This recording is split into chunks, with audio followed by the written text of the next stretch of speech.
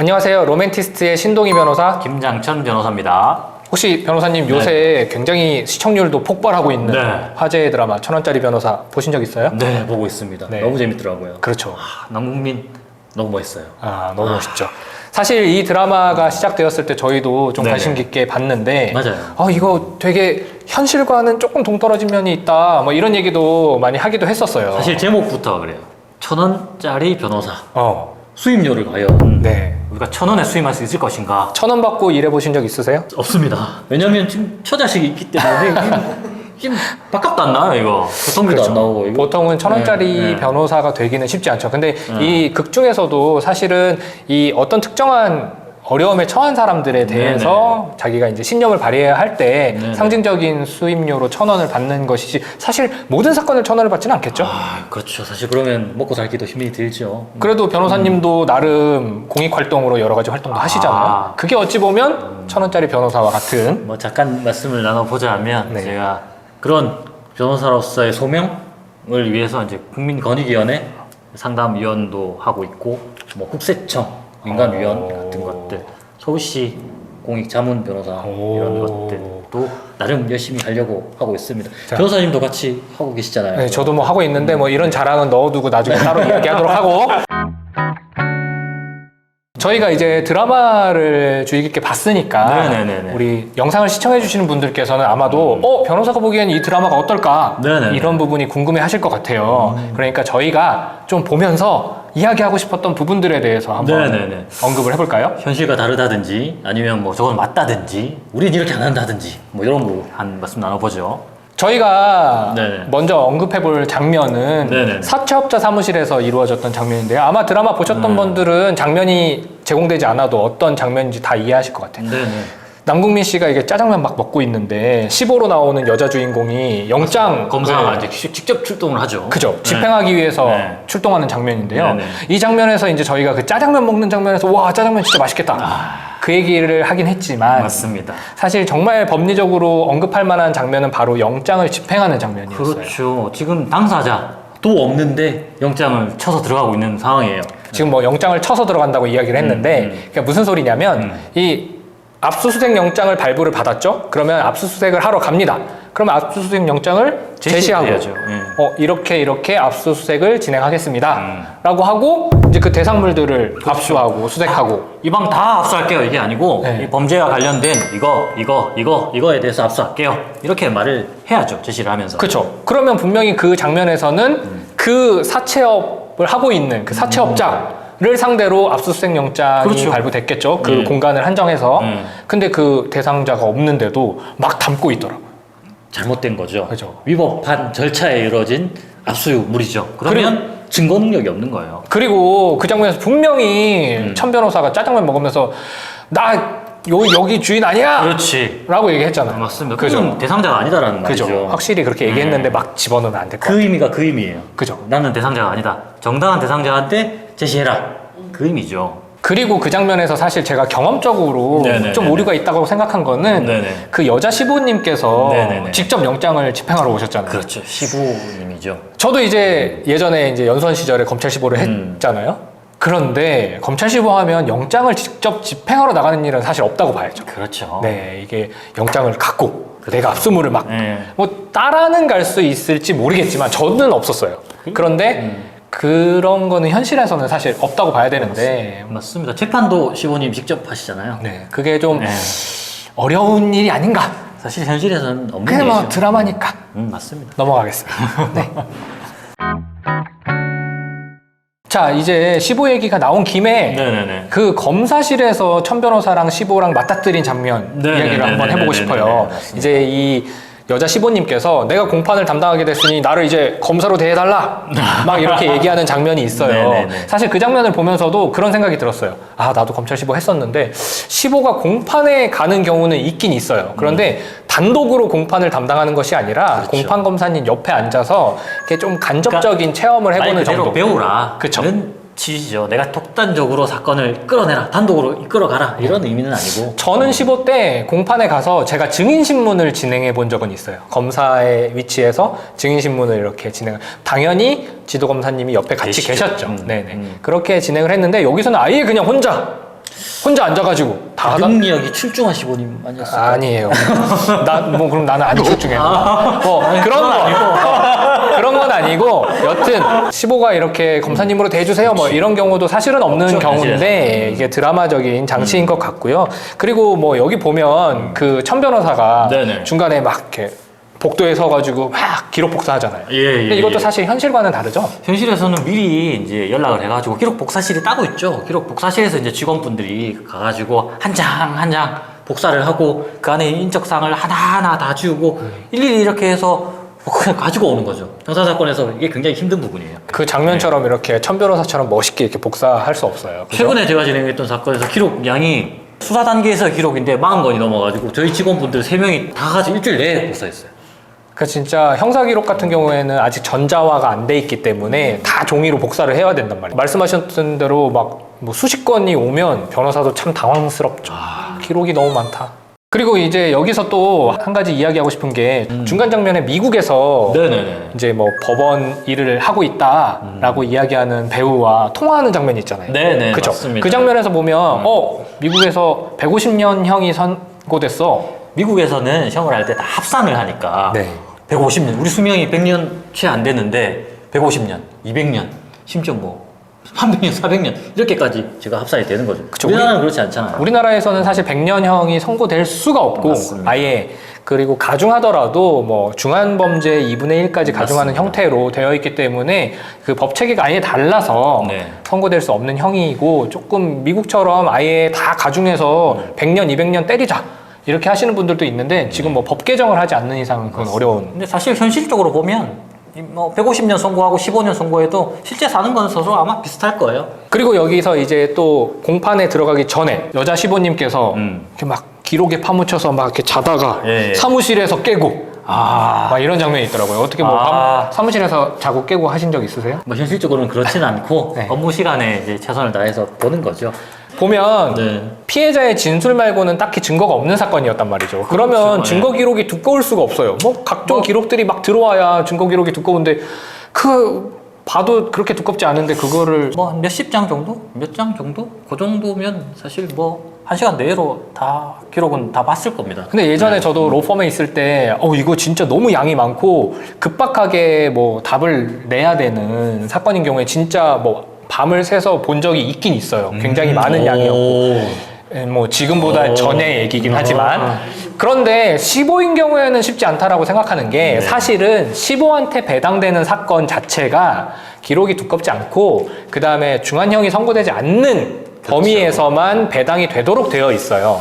그렇기 때문에 사실 그 15가 배당받아서 공판까지 나가는 사건 자체가 그렇게 그렇죠. 기록이 두껍고 중한 범죄에 해당한다는 것 자체가 오류가 있는 거고 간이식 같은 걸 인턴이 하는 뭐 그런 거라고 그렇죠. 생각하시면 말이 안 되는 거죠. 네. 그렇지. 네. 그래서 이게 뭐 일반적이진 않다. 맞습니다. 그러나 또 재밌게 봤다. 맞습니다. 네.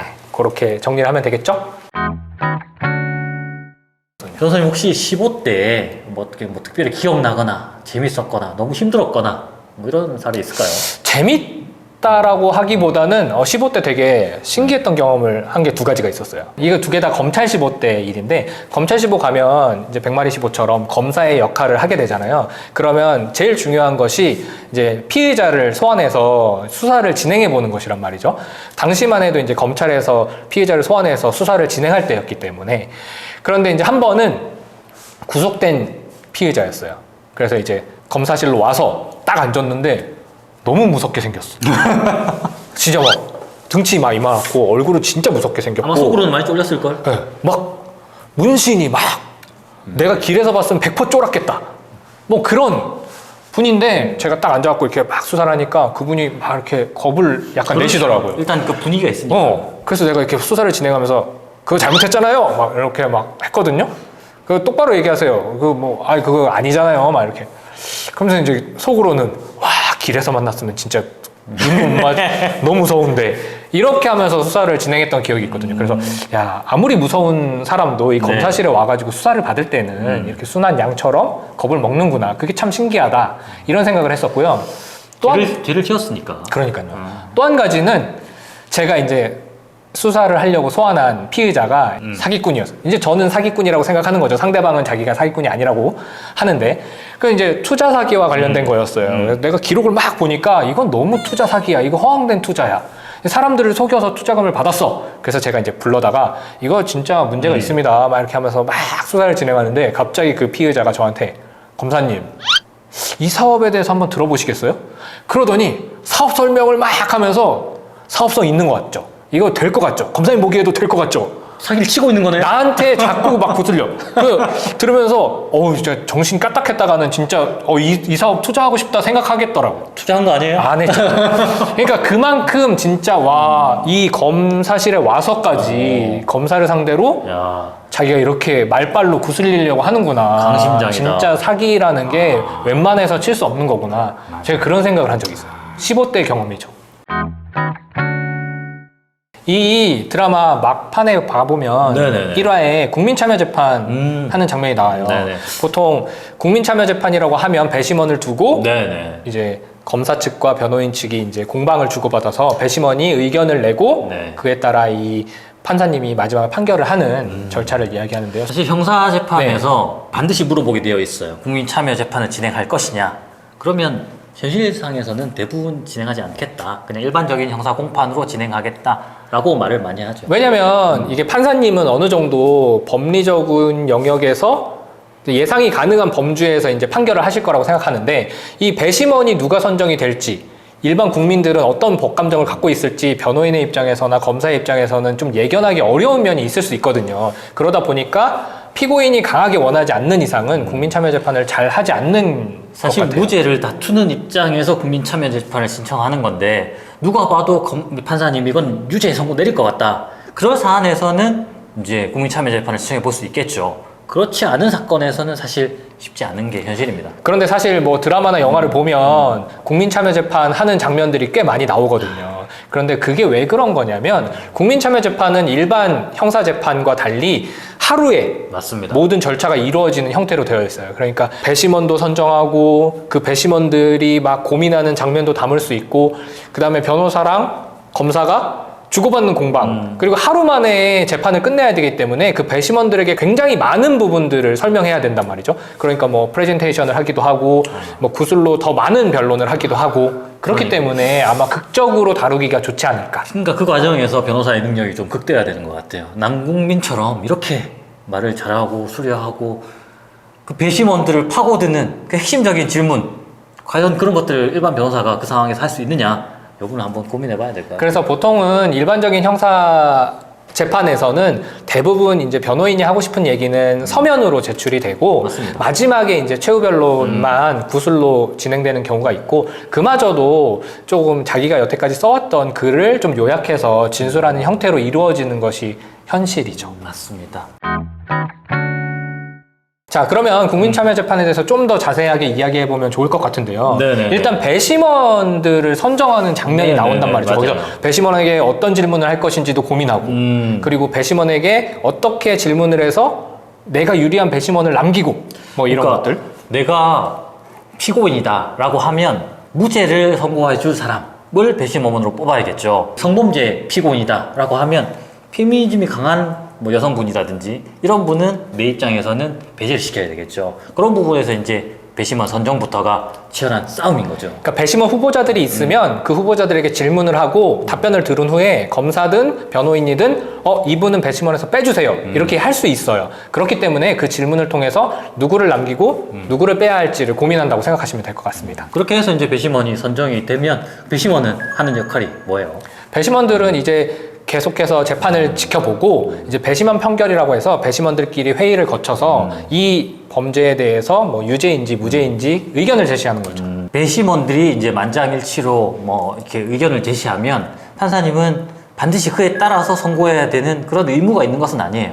이제 권고적인 의견에 이제 불과하다라고는 이제 표현은 그렇게 되어 있는데, 현실적으로 보면 배심원들의 의견을 따라가서 그대로 이제 판결하는 경우가 많죠. 판단하는 경우가. 그리고 배심원 각자의 의견은 비밀로 되어 있고, 배심원 전체의 의견만 나오기 때문에 배심원 1인 1인이 어떤 의견을 냈는지는 알 수 없습니다.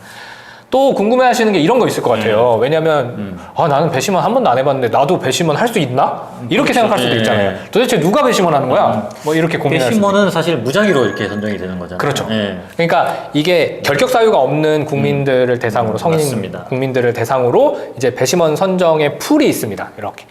그리고 뭐 직업적인 이유로도 그 풀에서 빠지시는 분들이 있어요. 뭐 변호사 등이라든지. 네. 그렇게 대상이 되시는 분들을 상대로 이제 배심원 선정을 해서 이제 배심원 출석을 해달라고 통보를 하는 거죠. 네네네. 근데 그런데 내가 만약에 특정한 사유로 못 가겠다. 그러면 사유서를 제출하시면 네, 됩니다. 정당한 내용을 그러면 해가지고. 지금 배심원에 출석할 수 없는 사유가 있다라는 것들을 자세히 소명하셔서 이제 불출석 사유를 내실 수 있는데 그게 이제 받아들여질지는 그렇죠. 제 생각에는 그런 경험 또한 사실 흔치 않으니까 한번 가셔가지고 법정에서의 그 무게감, 그 말 한마디 한마디, 그 숨소리 하나하나의 무게감을 한번 직접 체험해 보시는 것도 나쁘지 않은 경험이라고. 여튼 생각이 도저히 돼요. 안 되실 것 같으면 면제 신청을 해보실 수는 맞습니다. 있다. 네네. 그거는 아시면 될 것 같고요. 근데 어쨌든 내가 배심원 가면 뭐 하루 종일 뭐 내 시간 다 쓰고 막 이런데 일당 줘야 될 거 아니에요. 일당 줍니다. 일당은 12만 원의 일당으로 책정되어 있는 네네. 것으로 알고 있고요. 배심원 분들께서 이제 고생하신 거에 네네. 비하면 사실 적은 액수일 수도 있지만 네네. 이렇게 국가에서도 그렇게 일당을 책정하고 있다는 것은 맞습니다. 알고 계셨으면 좋겠어요. 그리고 또 한 가지는 제가 요새 언론에서도 보도하는 걸 봤는데 이 국민참여재판이 배심원에게 계속 출석을 요구하기도 어렵고 일반적으로 이제 하루에 끝내는 형태로 되어 있기 때문에 아침 일찍 시작해서 다음 날 막 새벽까지 재판이 이어지는 경우들이 좀 있다고 하더라고요. 생각보다 많이 네. 있습니다. 왜냐면 하루 안에 이분의 전과가 결정되는 것이니까 사실 성급하게 결론을 내릴 수가 없거든요. 그리고 증인신문을 하다 보면 증인신문 사항을 미리 제출을 하더라도 과정에서 즉흥적으로 물어야 될 사안들이 너무 많이 나와요. 그러면 그거에 대해서 회의하다 보면 새벽까지 이어지는 경우가 굉장히 많습니다. 네. 그래서 국민참여재판이라는 것이 활성화되어 있지는 않지만 일부 이루어지는 경우들이 있는데 그 과정에서 배심원 분들의 역할이 점점 커지고 있는 맞습니다. 것 같아요. 소명의식을 가지고 내가 직접 판사다라고 생각하시고 이제 들어가셔야겠죠. 이렇게 배심원 선정 절차까지 이야기 나눠봤는데 네네. 이제 이렇게 국민참여재판이 다음 화에 이어서 네네. 본격적으로 진행이 되더라고요. 재밌을 것 같아요. 네. 그러면 다음 화에는 어떤 구술 변론이 구체적으로 이루어지는지 그 과정에서 검사와 변호인이 어떻게 의견을 사실 주고받는지 증인신문 변호사의 꽂히고 핵심이죠. 그렇죠. 굉장히 중요한 부분이기 때문에 그렇게 다음 리뷰를 한번 이어가 보도록 하겠습니다. 오늘은 여기까지 말씀 나누겠습니다. 감사합니다. 감사합니다.